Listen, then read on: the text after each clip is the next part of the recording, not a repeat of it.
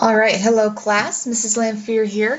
And this section we are looking at Unit 1 called Developing a Sound Financial Life. And the first part of that unit is the road to financial security. And what this first section talks about is we kind of get you looking at potential career choices for your life, what things you should be considering when thinking about careers. We're going to talk salaries, job interests, job potential, what are some up and coming jobs that are going to be available for you when you're ready to start that job search, and kind of the quality of life that you're hoping to have based on the career that you choose. So let's dive right in. First of all, we're going to talk about the power of saving. So, just so you know, according to the Teenage Research Unlimited, the average teenager spends over $5,000 a year on various activities. Did you guys realize you're spending that much money? If you're like me, you probably have like $20 or $30 in your pocket, and pretty soon it just disappears, and you're like, where did it go? Well, that's what we're going to kind of talk about: tracking your spending and talk about savings and keeping better track of our money throughout this whole unit, but we kind of touch base on that at the beginning here as well. So, do you get a weekly paycheck? Do you save all of it or part of it or any of it at all? How do you spend your money? So those are some questions you should be asking yourself when we're talking about income and what we're bringing in versus what is going out of our pocket. When we talk about income, most of you know this is kind of your payment for whatever job you're performing. For students, a lot of times they have either a part-time job, maybe a weekly allowance that's given to them by their parents. It can also be birthday gifts or special occasion gifts. Maybe you get a check in the mail from Aunt Claire for your birthday. That's considered a source of income. So any way that you're bringing money in is considered to be income. And there are basically two types of income. There's a fixed income, which is the same amount of payment every pay period. A lot of people that are paid on a salary have a fixed income, and so every time they get a paycheck, it's the same amount. Every 2 weeks, every month, however often they get paid, that's a fixed income. Someone also might have a flexible income. This is where your income would vary from paycheck to paycheck.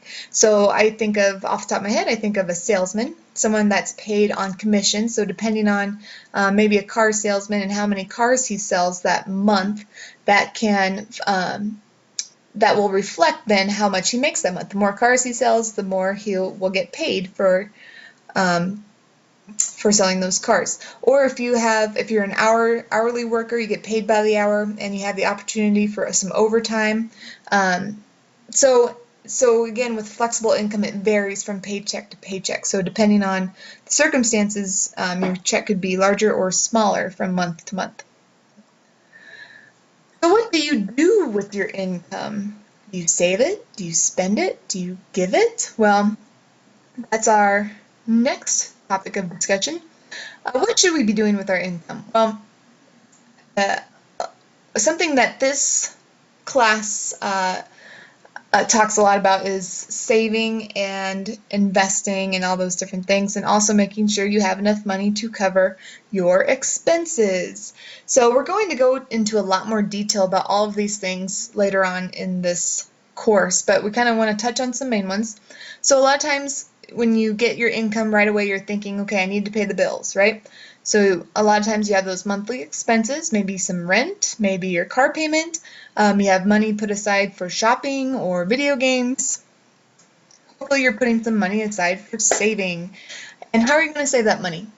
Do you put it aside for later use? Maybe stuff it under your mattress? Do you have a savings account at the bank, which is nice because oftentimes those are interest-bearing accounts that you can accumulate some interest while your money sits in there.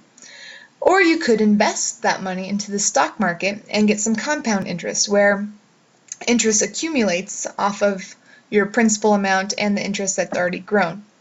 So we're going to go into a lot more detail about those things later. Some of these words and terms might be new to you, like invest and interest and compound interest. But But just know that both saving and investing are two big components of giving yourself a financially secure future.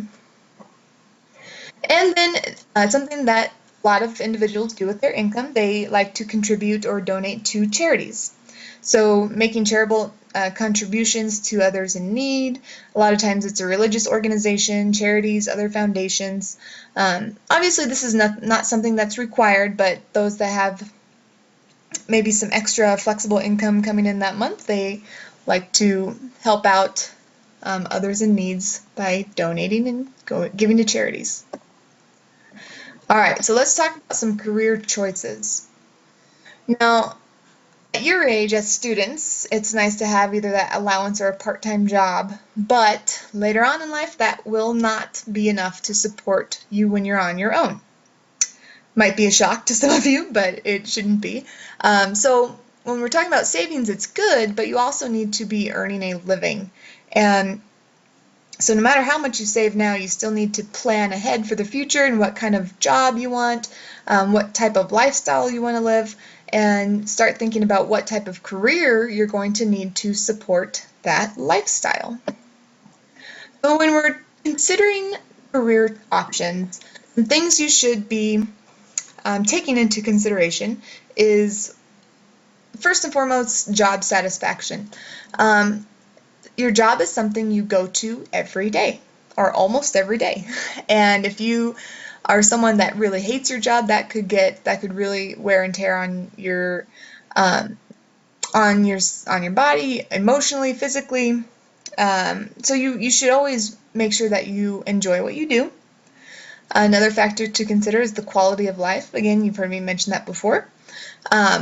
Is this job producing enough income for you to live this lifestyle that you want to live? Again, with the income, that's probably going to influence your career choice. So, and something that influences income is the amount of training needed, the amount of education that it requires, previous experience, demand in that chosen field. All of those things will affect income. Then you also want to make sure you have some job security, that there's demand for that job, and some potential for growth. So you don't want to enter into what's called a dead-end job where you have nowhere else to go. You want to make sure that you have job security where your job is needed, and yeah, those three things kind of fall into the same category. So those are all factors that you should always consider when we're discussing career choices. So jobs in demand. What jobs are going to be available and in demand when you guys are ready to find a career?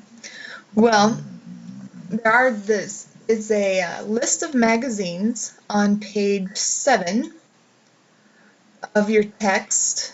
I'm going to drag that over. This was provided by the U.S. Department of Labor and Statistics, or the Bureau of Labor and Statistics.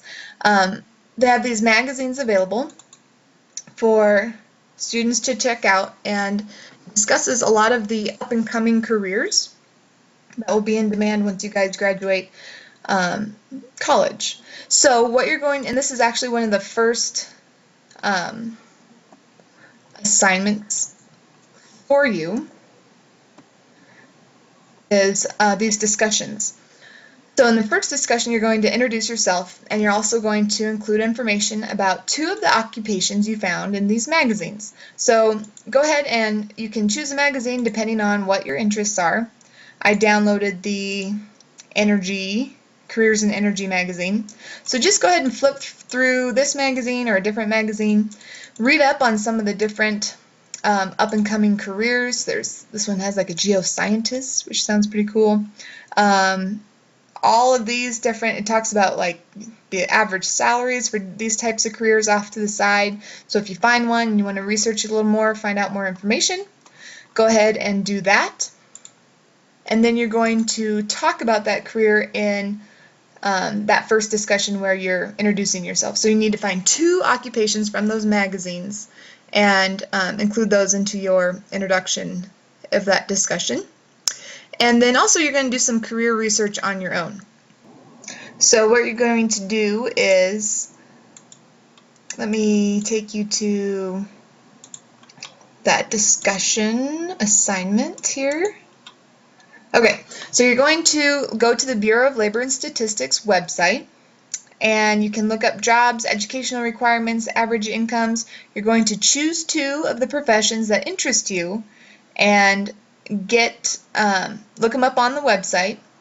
And it also has this career compass for you to check out if you're really not even sure where to start with that.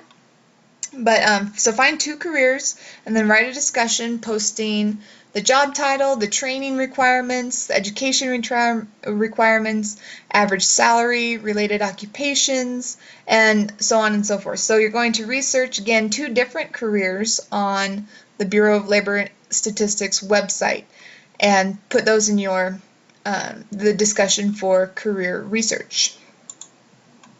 Okay, let's go back. What did I end on here? Okay, so those 2 discussions are your first 2 assignments. Okay, so then let's talk salaries real quick.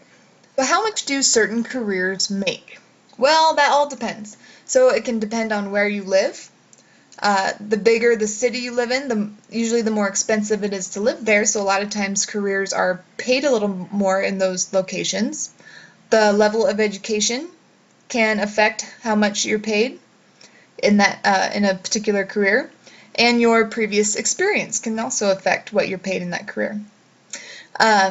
One really cool tool that's in your text is the salary calculator that is on page 11 of the text.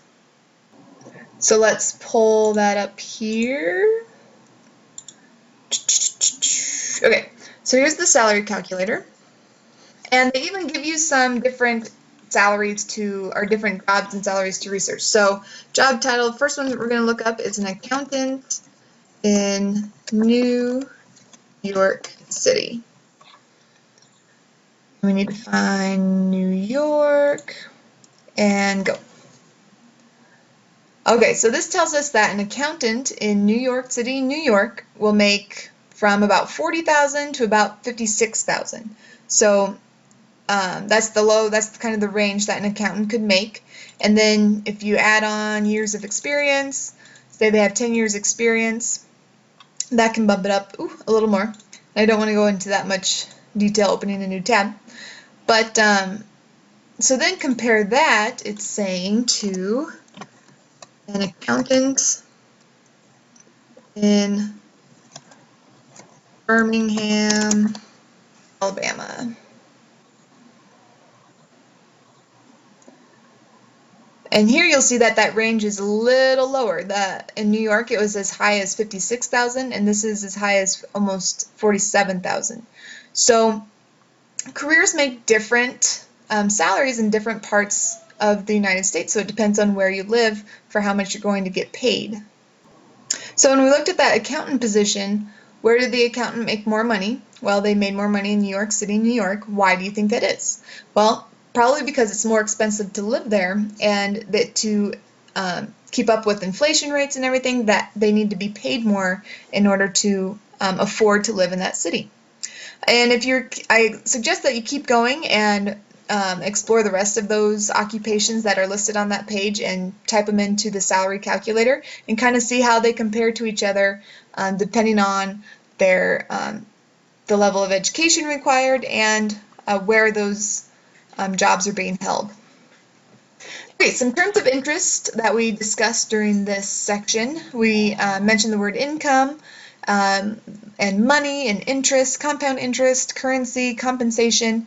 Those are all, some of those are interchangeable terms that we'll be discussing throughout the rest of this course. So make sure you learn these definitions of those terms because you will be hearing them from time to time throughout the rest of this course. So that is the first section of Unit 1. Now go take the quiz. The Road to Financial Security quiz is waiting for you. We covered pretty much everything on that quiz, so go take it now while everything is nice and fresh.